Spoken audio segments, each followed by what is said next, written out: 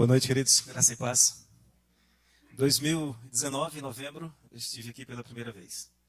2020, em novembro, o aniversário da igreja estava de novo. 2021, novamente é uma alegria compartilhar com a igreja nesses dias festivos, dias alegres, em um ano que a igreja completa 55 anos de trabalhos para a honra e glória do Senhor Jesus. Eu não sei se ela terá outros 55 anos. Sinceramente, pastor, eu espero que não. Espero que Jesus volte antes. Mas se não voltar, alguns desses que estão aqui, que vieram aqui à frente, estarão com o bordão, com o cajado nas mãos, estarão conduzindo a obra para a glória do nosso amado Senhor Jesus Cristo. Que Deus abençoe a todos. Nós vamos abrir a palavra de Deus em um verso para iniciarmos. Na sequência, nós vamos dar quase que um capítulo inteiro da Bíblia nesta noite, para a nossa edificação, para a nossa instrução. Provérbios capítulo 13, verso 12. Provérbios capítulo de número 13, verso 12. Palavra do Senhor. Dá um instante para que os amados possam abrir as suas Bíblias. Aqueles que estão em casa, por gentileza, nos acompanhem atentamente. Provérbios capítulo 13, verso 12 diz assim: a esperança que se adia faz adoecer o coração, mas o desejo cumprido é a árvore da vida. Esse texto do escritor dos Provérbios fala sobre algo que é muito comum a todos nós. Desde o Éden, desde o momento em que o Senhor conversou com Adão e com Eva, aquela fatídica, aquela triste conversa na qual o homem começou a receber as consequências da sua desobediência, desde aquele instante nós temos o início de uma esperança que vinha sendo adiada durante muito tempo. O Senhor afirmou que da semente da mulher sairia aquele que esmagaria a cabeça da serpente. E aquele que esmagaria a cabeça da serpente conduziria triunfantemente o homem de volta ao paraíso.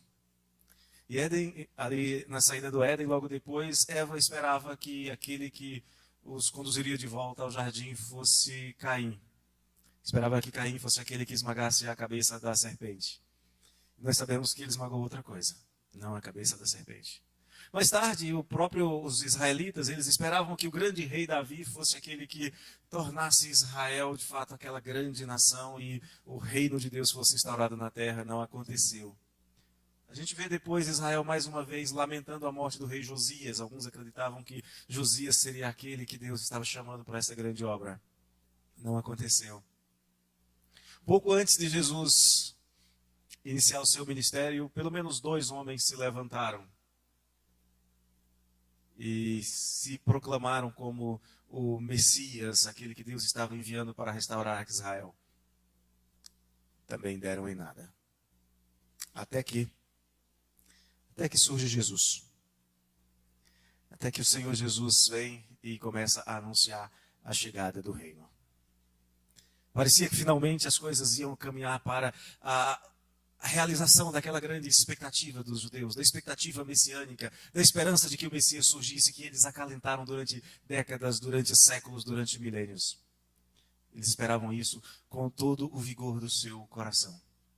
E em um domingo, pouco antes daquela grande Páscoa, da Páscoa dos judeus, Jesus entra em Jerusalém.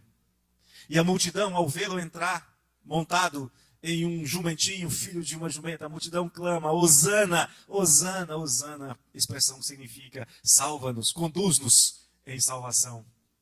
5 dias depois. Apenas 5 dias depois. Esta grande esperança parece ter sido frustrada. Vamos ver o que a Bíblia nos ensina sobre este caminhar por esperança. Ou poderíamos dizer, o que fazer para não perdermos a esperança? Como manter firme a esperança no nosso coração, mesmo em dias em que parece que tudo vai dar errado? Abra a sua Bíblia mais uma vez, querido, agora em Lucas, capítulo de número 24. É um texto relativamente longo, nós vamos fazer a leitura desse texto para nós entendermos aquilo que nós pretendemos comunicar para os amados. Lucas, capítulo 24, versos 13 a 35. Lucas, capítulo 24, versos 13 a 35, a palavra de Deus diz o seguinte: naquele mesmo dia, dois discípulos de Jesus. Dois deles estavam de caminho para uma aldeia chamada Emaús, distante de Jerusalém 60 estádios. E iam conversando a respeito de todas as coisas sucedidas. Aconteceu que enquanto conversavam e discutiam, o próprio Jesus se aproximou e ia com eles.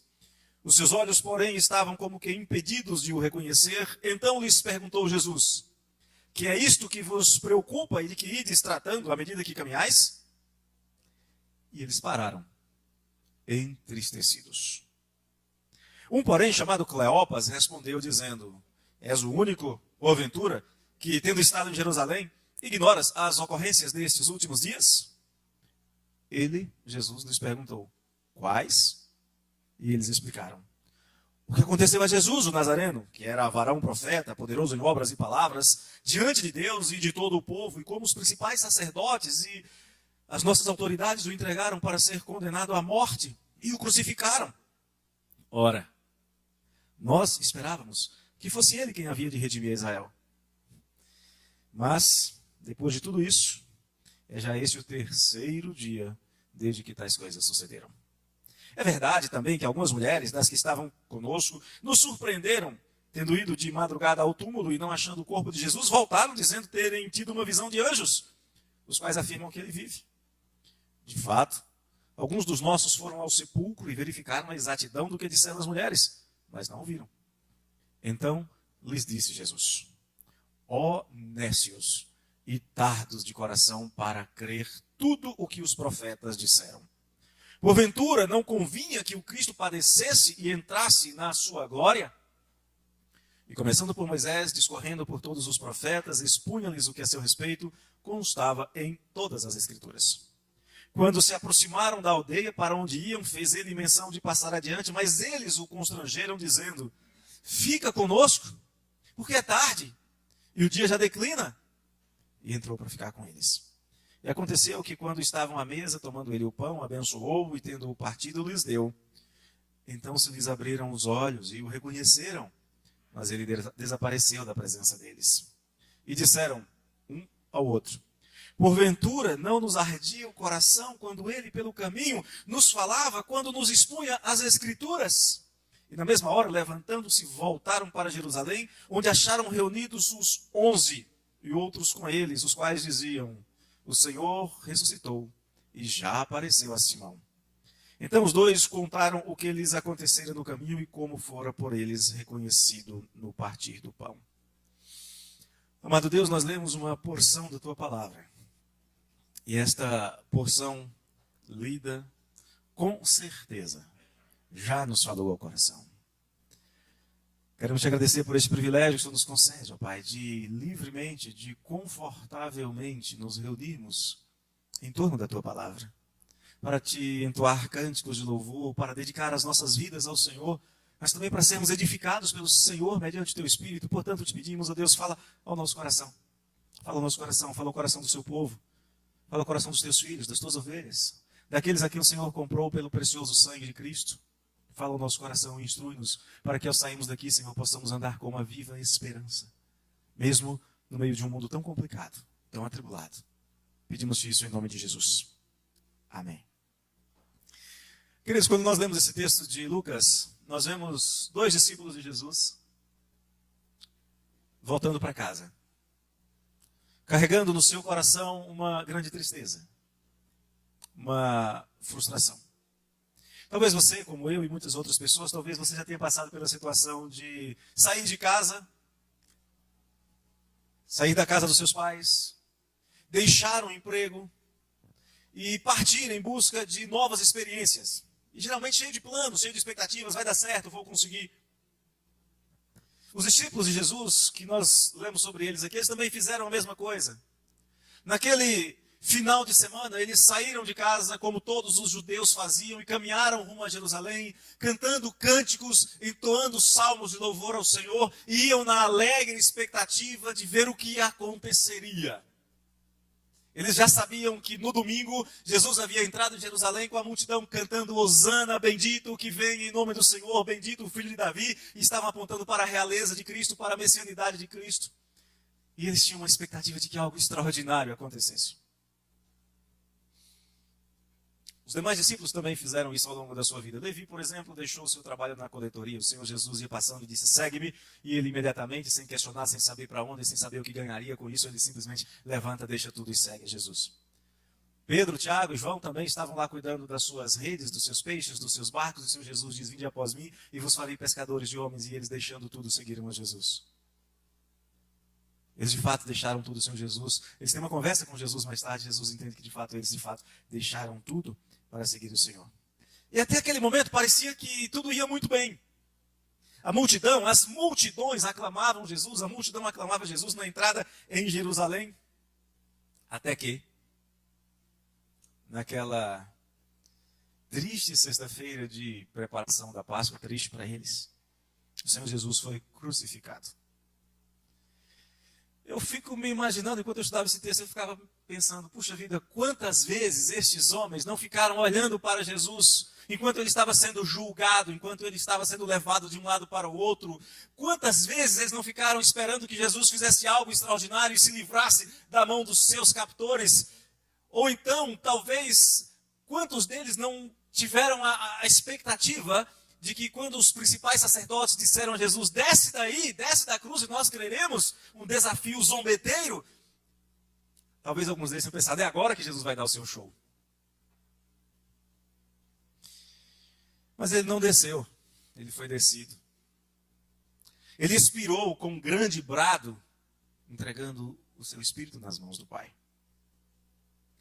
Ele não saiu do túmulo imediatamente como mandara antes que Lázaro fizera. E não havia ninguém que pudesse chegar na porta do túmulo e dizer, sai daí, Jesus. Só Jesus era capaz de fazer isso. Vocês imaginam a sensação de frustração, de tristeza, de desânimo, de desamparo destes que deixaram tudo para seguir a Jesus.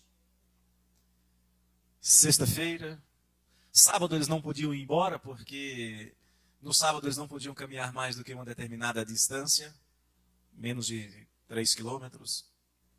Eles ficaram em Jerusalém.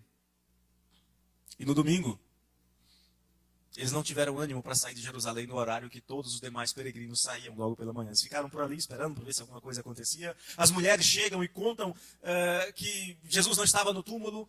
Pedro e João vão correndo até o túmulo e veem que de fato não está lá. Mas o dia vai passando e Jesus não aparece. Ninguém sabe onde Jesus está. Está chegando o final do dia. Eles dizem, nada vai acontecer. Hora de voltar para casa. Normalmente os peregrinos saíam pela manhã. Eles saem já no final do dia. Esperaram o máximo que puderam. O quanto puderam. E vão em direção a Emaús. Uma pequena vila que ficava a cerca de 2 léguas, 12 quilômetros de Jerusalém. Talvez para nós pareça muita coisa andar 12 quilômetros, já andei mais do que isso, alguns aqui já andaram mais do que isso com certeza, mas para um judeu daquela época 12 quilômetros era a mesma coisa que ir no mercado comprar uma balinha. Era caminho que eles faziam tranquilamente. Mas o fato é que eles entendiam que não havia mais nada para eles ali em Jerusalém. E se eles ficassem ali em Jerusalém, a única coisa que eles teriam era o desprezo. Era o escárnio, que era reservado para amigos e familiares de pessoas crucificadas que eram tidas como malditas. Isaías fala sobre isso, que Jesus foi visto como filho de Deus e oprimido. E então, vão embora, vão para casa, vamos. Segunda-feira está aí, amanhã é dia de trabalho, vamos voltar para os nossos afazeres, para as nossas famílias. E iam conversando entre si, entristecidos, talvez tentando entender a situação, encontrar argumentos, talvez tentando se confortarem mutuamente, talvez comentando as experiências extraordinárias e maravilhosas que tiveram com o Senhor Jesus. Talvez na sua frustração já estivessem pensando, como nós vamos explicar em casa que nós voltamos, nós que saímos deixando tudo? O que nós vamos fazer agora? Será que ainda temos o nosso trabalho? Será que ainda temos a nossa ocupação? O fato é que eles eram 2 homens que conheceram pessoalmente o Senhor Jesus. Que privilégio maravilhoso. Homens que falaram com o Senhor Jesus, que ouviram o Senhor Jesus falar os seus ensinos extraordinários com autoridade. Homens que talvez tenham tocado no Senhor ou sido tocados por Ele. Talvez experimentado alguns dos seus milagres. Mas agora estavam tristes. profundamente entristecidos e desanimados. A esperança que eles tiveram no coração não considerava a realidade da ressurreição de Jesus, não aconteceu. E eles estavam como que impedidos de reconhecer Jesus que se coloca junto deles. A sua dor, às vezes a nossa dor faz isso conosco, a nossa tristeza, a nossa angústia nos faz perder a correta perspectiva das coisas, especialmente a perspectiva da fé. Eles não conseguiam reconhecer Jesus. E não eram os únicos. Com Maria Madalena aconteceu a mesma coisa. Você vai encontrar isso lá em João capítulo 20, versos 13 e 14. Jesus lhes pergunta: mulher, por que choras? Ela responde: porque levaram o meu Senhor. No verso 14 disse que depois, se ela se volta para trás, depois que Jesus fala com ela, ela viu Jesus em pé. Mas não reconheceu que era Jesus. Às vezes a nossa dor faz com que nós percamos a perspectiva da fé. Isso aconteceu com estes homens. Tristes, desanimados, decepcionados. Talvez você esteja assim agora. Talvez você tenha passado por experiências de sentir-se desta maneira. E nós vamos refletir sobre 3 perguntas nesta noite. Primeiro, quanto de conhecimento sobre o Senhor Jesus é suficiente para manter a nossa esperança? Quanto de Jesus nós podemos conhecer para nos manter firmes na nossa esperança? Quando aquele estranho se aproxima daqueles 2 viajantes desanimados e pergunta do que eles estão falando, eles revelam toda a sua tristeza de alma. Revelam a sua grande amargura e colocam isso em palavras. E eles olham para o Senhor Jesus e dizem assim: como pode? Como é possível que... será só você não sabe o que aconteceu em Jerusalém nesses dias? Você está vindo de Jerusalém, estava descendo na mesma direção que eles. Estava voltando de Jerusalém. Como é possível que só você não saiba das coisas extraordinárias que aconteceram em Jerusalém neste fim de semana? Será só você não sabe o que aconteceu, esses acontecimentos que tiveram Jesus, o profeta de Nazaré, como centro? Só você não sabe que o sol se escureceu por 3 horas, que o véu do santuário se rasgou de alto a baixo e até mortos se levantaram dos túmulos? Como é que você não sabe disso? Mas para aqueles discípulos, de tudo o que acontecera, sol escurecendo, mortos se levantando, véus dos templos se rasgando, o que realmente importava era falar de Jesus. Eles falam de Jesus como varão, profeta, poderoso em obras e palavras. Olha que testemunho maravilhoso. Homem aprovado por Deus, irrepreensível diante dos homens. Mas mesmo assim eles dizem: as nossas autoridades religiosas rejeitaram esse Jesus. Como é que você pode não saber desse Jesus que andou por toda parte fazendo bem, curando os oprimidos do diabo, anunciando o reino de Deus? Como você pode não saber que ele foi traído por um dos seus discípulos, julgado de maneira injusta, rapidíssima, na calada da noite, com testemunhas mentirosas, e foi entregue para ser morto pelas autoridades civis? Como você pode não saber essas coisas? Como é que o mundo pode não saber dessas coisas? Como não saber o que aconteceu com Jesus, logo com Jesus? Aquele em quem eles haviam depositado a esperança de ser o Redentor de Israel, o Redentor de suas almas. Como não saber sobre este Jesus? Eu tenho certeza que o melhor historiador do Novo Testamento, por mais que estude, por mais que se dedique, vai ter menos conhecimento do que esses 2 discípulos. Eles viram o que Jesus fez, eles ouviram o que Jesus ensinou. Talvez tenham participado de tantas coisas, mas, mesmo assim eles estavam frustrados, estavam tristes e agora voltavam para suas casas, talvez com a percepção, com o sentimento de que nada adiantou. Há uma expressão parecida usada por Nicodemos, né? Deram em nada. Eu acredito que eles não eram muito diferentes de muitos cristãos que talvez nós conheçamos. Cristãos que têm muito conhecimento, mas ainda assim se encontram vivendo sem esperança. Voltando para casa todos os dias sem a firme convicção de que nenhuma das promessas do Senhor Jesus é frustrada. E entre estas promessas, talvez você volte para casa arrastando seus pés, pensando: mais um dia perdido. Entre essas promessas está de que Ele estaria com você todos os dias até a consumação dos séculos. Aqueles discípulos estavam tão centrados em suas frustrações e em seu caminho para casa que eles não percebiam que o Senhor é Deus sempre presente e era Deus presente com eles. O Senhor havia prometido: eu vou estar com vocês todos os dias até a consumação dos séculos. Quanto de conhecimento é importante? Talvez você possa ter todo o conhecimento do mundo e ainda assim não carregar no seu coração a esperança no Cristo ressurreto. Então passamos à segunda pergunta. Quanto de vida religiosa é suficiente, de esperança, de experiência na igreja é suficiente para manter viva a sua esperança? Será mesmo que religiosidade é suficiente para manter a esperança de uma pessoa quando as inevitáveis provas surgirem? Quer ver um exemplo? O apóstolo Paulo chega em Atenas, Atos 17, 22. Ele vai para uma grande praça, para a praça central da cidade. É um dos lugares do mundo que eu gostaria de conhecer. Não sei se eu vou conseguir, mas eu gostaria de conhecer. E Paulo, no meio da praça, levanta-se e diz assim: Senhores atenienses, em tudo vos vejo acentuadamente religiosos. O ateniense era muito parecido com quem crê em horóscopo. Eles não saíam para a guerra sem antes olhar para as nuvens, abrir um pássaro, olhar o que tinha dentro. Eles não faziam nada sem essas coisas. Tem gente que não sai de casa sem escutar ou ler o horóscopo hoje em terra. Mas em que os atenienses criam mesmo? A religiosidade dos atenienses fez com que eles se tornassem duas coisas. A primeira, colecionadores de ídolos. Sempre que eles ouviam falar de uma divindade em algum lugar, eles mandavam trazer uma imagem dessa divindade para colocar naquela praça. Tinha centenas. Segunda coisa, supersticiosos medrosos.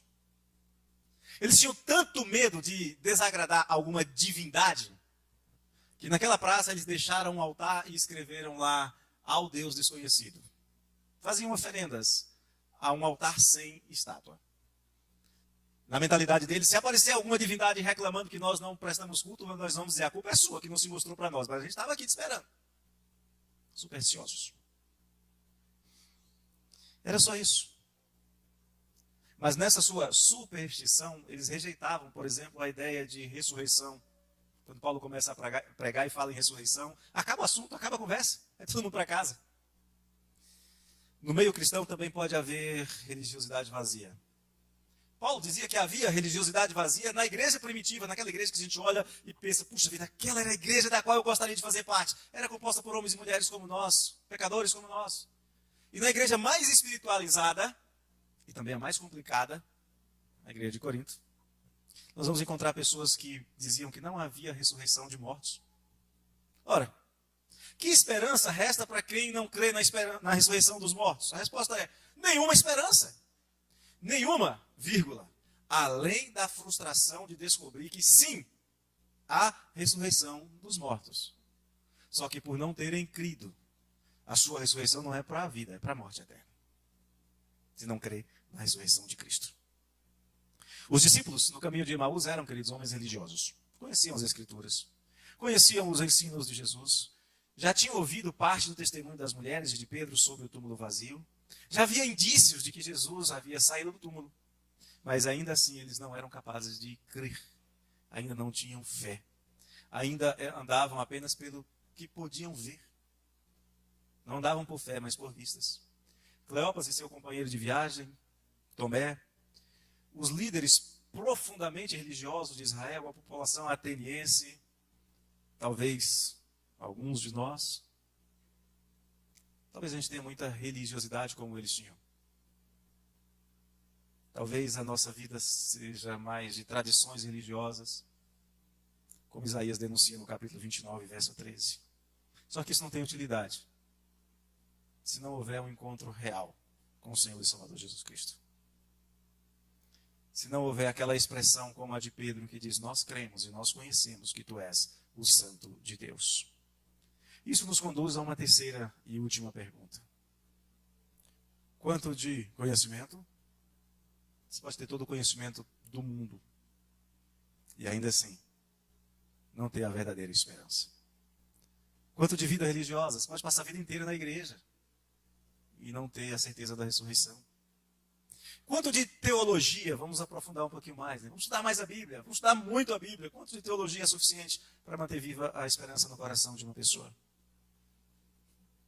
Você já parou para pensar como deve ter sido complicado para os primeiros cristãos anunciarem a Jesus Cristo sem os evangelhos nas mãos?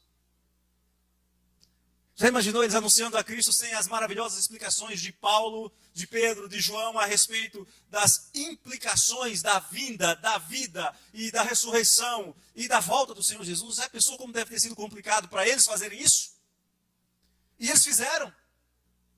Em menos de um século, na verdade, em menos de uma geração, eles estavam transtornando o mundo.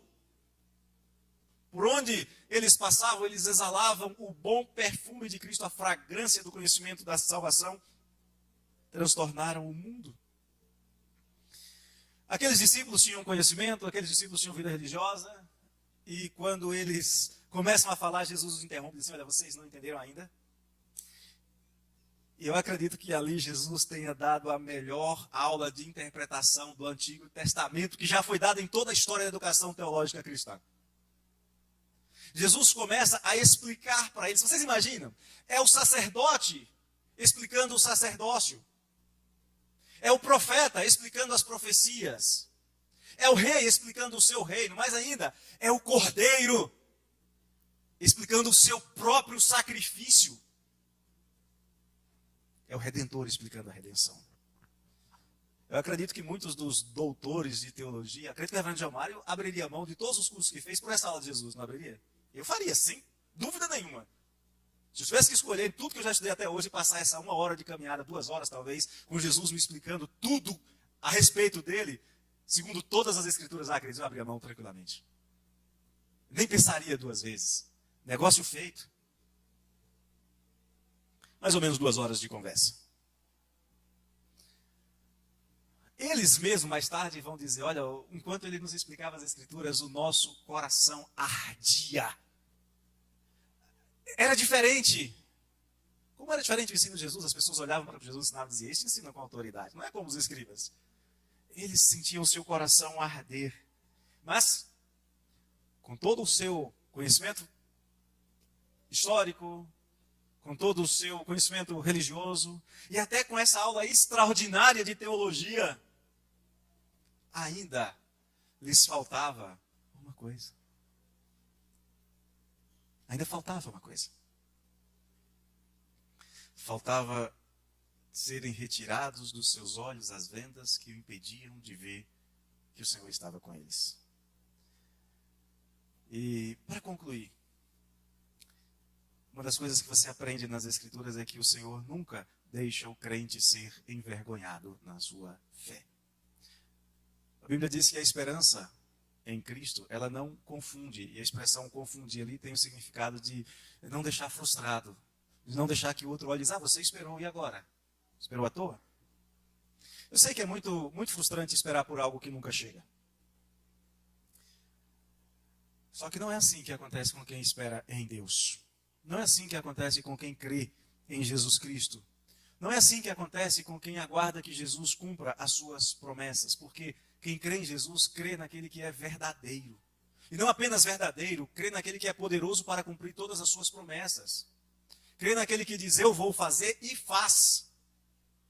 Ora, se Deus nos deu tantas e tantas e tantas coisas, por que Ele deixaria nos faltar algo que nos levasse a adorá-lo, a servi-lo, a nos comprometer com Ele por toda a nossa vida? Aquele que crê em Jesus, segundo as Escrituras, vai experimentar a satisfação da sua mais elevada necessidade, que é a de comunhão com Deus. E quando a gente olha para esse texto, para Jesus entrando na casa desses homens, não estranhemos. Talvez nós não fizéssemos isso. Imagine você está saindo, vamos imaginar aqui você saindo de um estádio de futebol, indo em direção ao seu carro, alguém começa a falar do jogo com você, e você chama a pessoa para ir pousar na sua casa, alguém que você nunca viu antes. Você faria isso? Não.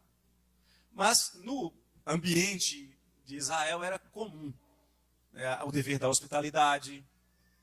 Aquela região era uma região muito perigosa. Lembra que Jesus conta a parábola dos salteadores, do bom samaritano? Ninguém estranha que houvesse violência. Então era uma região perigosa. Foi exatamente ali nessa região que Jesus deve ter ambientado a parábola do bom samaritano. Então quando eles dizem para Jesus, fica conosco, não vai adiante não. Passa a noite aqui, amanhã você vai. Eles estavam fazendo algo que era muito comum para eles. O que não era comum foi que depois que Jesus entrou na casa, sem precisar explicar, ninguém precisou explicar para a família quem era aquele estranho. Seria uma deselegância com o estranho. Aliás, nem eles sabiam quem era o estranho. Quando ele entra na casa, a mesa é posta. Na sua casa, se eu for na sua casa, quem vai abrir a geladeira e trazer a água para mim? Eu vou abrir a geladeira da sua casa? Vou lá pela primeira vez? Não? Você não aceita isso? Eu não vou mesmo. É o anfitrião quem serve. Com certeza você já leu Apocalipse 3:20. Eis que estou à porta e bato. Se alguém abrir, entrarei e cearei com ele e ele comigo. Ali não é um visitante batendo na porta. Ali é o Senhor dizendo, eu cheguei, abre a porta. Ele vai servir a ceia. Quando Jesus entra na casa daqueles discípulos, ele toma o pão. Era o anfitrião quem fazia. Ele dá graças. Era o anfitrião quem fazia. Era o dono quem fazia. Era o Senhor quem fazia. Ele serve. Aí os discípulos entendem, é o Senhor. Uma mudança enorme, gigantesca, vai acontecer na vida daqueles dois homens. Quando eles entendem, é o Senhor quem ressuscitou, o Senhor ressuscitou mesmo, o Senhor está aqui conosco. Nesse instante o Senhor se ausenta deles. Mas para eles basta. Eles já tinham certeza da ressurreição de Jesus Cristo. Esses dois homens que não tinham o que fazer em Jerusalém, voltam para Jerusalém. Que voltavam frustrados, agora voltam cheios de alegria e de esperança. Aqueles dois homens que tinham medo que o viajante seguisse estrada fora por causa de salteadores, agora não tem impedimento nenhum, não tem medo de nada, porque eles precisam falar que Jesus ressuscitou. Porque eles precisam falar da esperança que enche-lhes o coração, mais do que a esperança, da certeza de que o Senhor de fato está com eles, vivo e ressurreto. Lembre-se, eles tinham conhecimento, eles tinham experiência religiosa, eles tiveram uma excelente, a melhor de todas as aulas de teologia que alguém pode ter dado. Mas a sua vida foi mudada quando eles creram que de fato Cristo ressuscitou dentre os mortos. Esta é a razão da nossa esperança. Se nós como igreja não crermos nisso, a gente vai viver o tempo inteiro arrastando os pés de volta para casa. A gente vai encher a cabeça de conhecimento, de livros e mais livros, de leitura e mais leitura, mas vai voltar para casa. A gente vai ter experiência religiosa após experiência religiosa, participar de UMP, UCP, UPA, SAF, Conselho, Junta Diaconal, Presbitério, mas vai voltar para casa frustrado. A gente pode encher a parede de diplomas, ter que fazer uma parede nova para colocar diplomas, mas se não crer na ressurreição do Senhor Jesus Cristo, no final da sua caminhada vai ser uma caminhada de frustração. Agora, se crermos, aí, queridos, qualquer tempo será tempo bom para anunciar as boas novas da ressurreição de Cristo. Não haverá distâncias nem impedimentos para falarmos que o nosso Cristo vive. Não haverá circunstâncias que tirarão a nossa alegria e a nossa esperança. Este é o desafio para nós e para você, para cada um de nós nessa noite. Responda no seu coração. Você realmente acredita que Cristo ressuscitou dentre os mortos? Por você, para livrar você do inferno, das cadeias de Satanás, da morte, do desânimo, da tristeza, da frustração, da preguiça, do medo. Acredita mesmo que Jesus fez isso por você? Então, ande altaneiramente, ande confiantemente, ande alegremente. Veja bem, eu não disse em momento algum que ter conhecimento é ruim, mas não basta. Que viver a vida da igreja é ruim, é necessária. É bom, é agradável. Tanto é bom e agradável que os discípulos, esses dois, voltam correndo para Jerusalém para se reunir com os 11. Eles voltam para a igreja. É bom a vida religiosa. É bom ter conhecimento. Lá eles chegam e descobrem que o Senhor já tinha aparecido a Pedro também. É bom ter conhecimento. Mas nada vai superar e vai suprir a necessidade que você tem. A alegria que você tem no instante em que você crê que Jesus Cristo ressuscitou dentre os mortos para ser o primogênito entre muitos irmãos, dos quais você é um. Que o Senhor nos dê esta certeza, que encha o nosso coração desta firme convicção, para que nós possamos andar alegremente, corajosamente, ousadamente, por fé e não por vistas. Que o Senhor nos abençoe. Convido-os a ficarem de pé para nós orarmos.